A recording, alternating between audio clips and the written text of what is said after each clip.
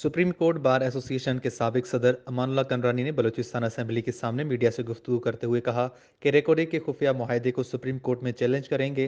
किसी सूरत रेकॉर्डिंग का सौदा नहीं होने देंगे। हुकूमत के हर गैर आईनी इकदाम की मजम्मत करते हैं। मादनियात सूबे की मिल्कियत है। रिकॉर्डिंग पाकिस्तान के लिए अहम सरमाया है।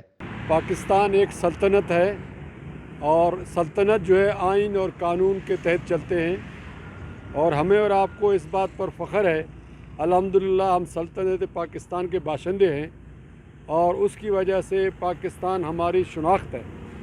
मगर खाक जो है हमारी मिट्टी बलूचिस्तान है और जो खाक होता है वो मांग का दर्जा रखता है और खाक के अंदर जो वसाइल हैं वो हमारे लिए मांग के दूध के बराबर है।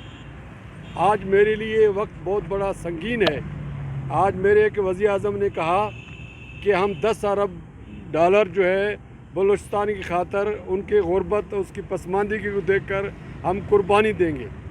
मैं कहता हूँ इंतहाई अफसोसनाक है ये खबर उनकी तरफ से ये बात। मैं आपके तवज्जो से वज़ीर आज़म साहब को और कुद्दूस साहब जो वज़ीर आला ने उन्हें उसकी तायद की और शुक्रिया अदा किया कि वो गरीबों का ख़र्चा उठा रहे हैं। आपकी इतला के लिए मैं चूँकि एडवोकेट जनरल रहा 2011 से 2013 तक, रिकॉर्डिंग का पूरा केस सुप्रीम कोर्ट के अंदर मैंने इसको कंडक्ट किया है और मैंने जो दस्तावेज़ात जो मीटिंग बैरून मुल्क लंदन और पेरिस हत्ता कि मैं एडवोकेट जनरल नहीं था तब भी डॉक्टर अब्दुल मालिक साहब के हुकूमत में मुझे बतौर गवाह बुलाया गया और मैं वहाँ ट्रिब्यूनल में पेश हुआ। तो इस हवाले से मेरे पास जो मालूमात हैं उसके मुताबिक जो रिकॉर्डिंग के ज़खायर हैं वो 1000 अरब बिलियन डॉलर के हैं, 1000 बिलियन डॉलर। और इसके बाद ये 600 किलोमीटर रेडियस का इलाका है और 300 साल उसकी लाइफ है। और इमरान खान साहब ऐसे समझ रहे हैं जैसे बलूचिस्तान को ये मेहरबानी कर रहे हैं, उनका कहते हैं जुर्माना। आपके इतला के लिए अर्ज़ करूँ ये जुर्माना नहीं है, बेसिकली ये 6 अरब डॉलर का बिलियन डॉलर का वो कंपनसेशन था जो 1994 से 2011 तक टीसीसी कंपनी ने क्लेम किया। ये उसके वो क्लेम के पैसे हैं। ये क्लेम के पैसे इसको अंग्रेज़ी में बोलते हैं डिस्प्यूट बाइंग।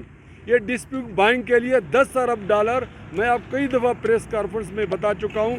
मैंने ही बताया था कि 10 अरब डॉलर के जो डिस्प्यूट बाइंग के कंपनियाँ हैं 12 कंपनियों ने हमसे रब्ता किया।